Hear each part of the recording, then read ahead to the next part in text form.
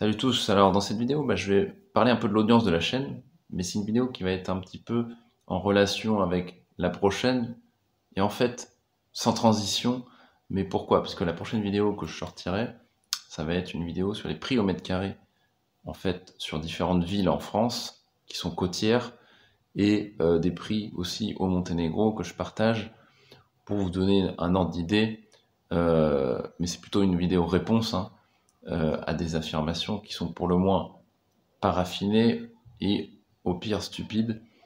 J'entends par exemple, ah ça y est, les Monténégro, c'est les mêmes prix que la France. Donc moi je suis bien mort de rire quand j'entends ça. Et donc c'est pas grave. J'entends quelque chose que moi je considère comme stupide. Je réponds avec des chiffres et puis sourcés, hein, comme d'habitude en vidéo. Comme ça, ça permet aux gens de juste se raccrocher à la réalité et de rebrancher leur câble dans leur cerveau, quoi. Donc, ça paraît un peu dur quand je le dis comme ça, mais en même temps, quand on me sort des trucs c'est même pas inexact, c'est complètement faux, quoi. Donc, je suis obligé de faire le boulot quand même pour démontrer le minimum, quoi, on va dire, le minimum.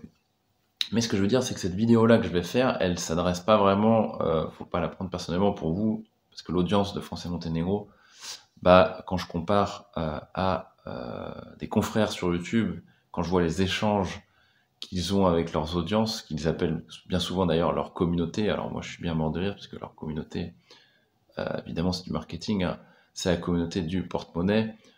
Les mecs essayent de... C'est comme les mecs qui commencent les vidéos, bonjour les amis, ah ouais d'accord, on est amis, on se connaît pas, c'est nouveau quoi. Donc bref, mais ça a l'air de marcher, puisque les mecs vendent des produits comme ça. Bon, moi c'est pas trop ma démarche, je connais pas les gens sur internet, c'est pas mes amis quoi, tu vois. Déjà les gens sont même pas amis dans la réalité, et puis sur internet maintenant ils sont amis. Enfin ça c'est marrant.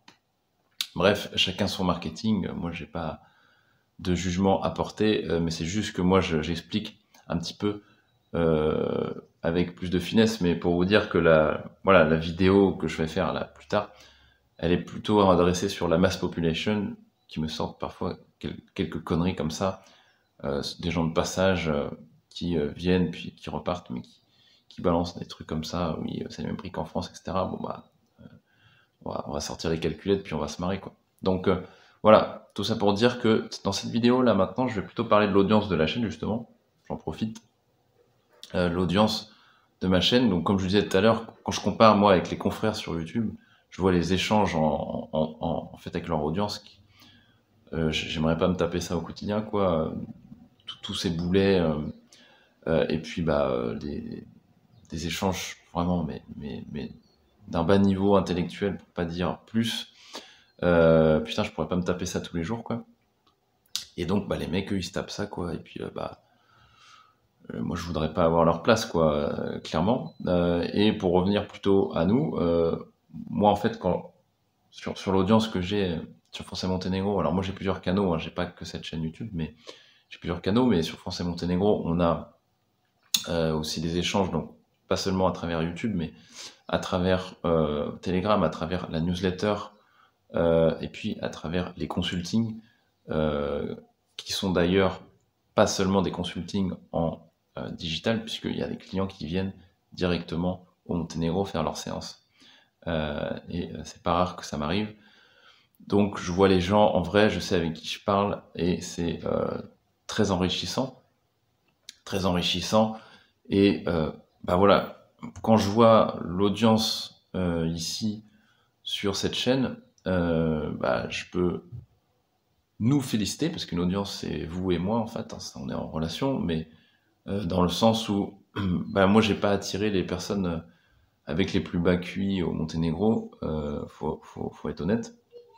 Quand je vois les profils que j'ai pu attirer, et puis qui arrivent, d'autres personnes qui arrivent, qui gravitent aussi autour du Monténégro, je peux donner quelques exemples d'ailleurs de profils qui sont dans cette audience, la France et Monténégro, pour vous rendre compte un petit peu, hein, mais moi ça fait 7-8 ans que je regarde plus de films, tout simplement, parce qu'il y a des fois des potes qui me disent t'as vu ce dernier film là, ou celui-ci, etc. En fait, non, je ne l'ai pas vu, puisqu'en fait la vie des gens est bien plus intéressante bien plus croustillantes que des films. Et j'ai des personnes qui ont des parcours de vie et des parcours professionnels qui sont impressionnants et qui forcent au respect. Et c'est assez intéressant. Je peux donner voilà, peut-être deux profils qui me viennent comme ça. Bon, je vais pas dire les prénoms, mais le gars va se reconnaître, en l'occurrence, hein, puisque c'est assez facile de se reconnaître, tellement la personne est rare, et elle le sait en plus.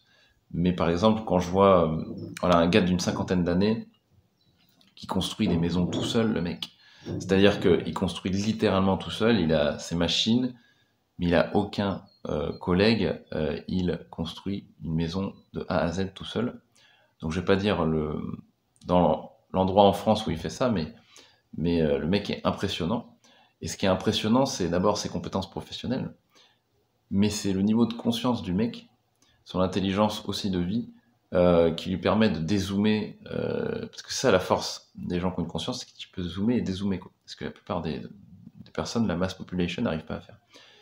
Et le mec, il arrive à s'élever et regarder tout ça d'en haut et se dire, voilà, ok, donc là, il y a mon activité, là, il y a ma vie, là, il y a les gens qui sont autour de moi, puis là, il dézoome encore, il y a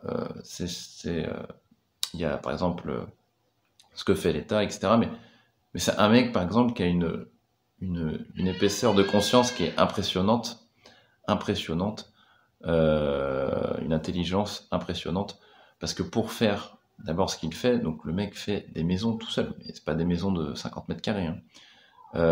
Il a donc plusieurs corps de métier, euh, j'allais dire, euh, en fait, en tant que compétence pure, hein, il a plusieurs corps de métier, et faut quand même imaginer un profil comme ça, manuel, qui peut construire une maison tout seul, mais en ayant cette intelligence de vie, intelligence professionnelle, c'est-à-dire que c'est pas, en fait, il est dans le monde ouvrier parce que voilà, par exemple, maçonnerie, un de ses corps de métier, voilà, c'est le milieu ouvrier, et le mec, c'est rare de croiser des mecs aujourd'hui qui sont dans un milieu du travail physique, du milieu ouvrier, et qui a une épaisseur de conscience, une intelligence rare, comme ça, moi ça m'impressionne, quoi.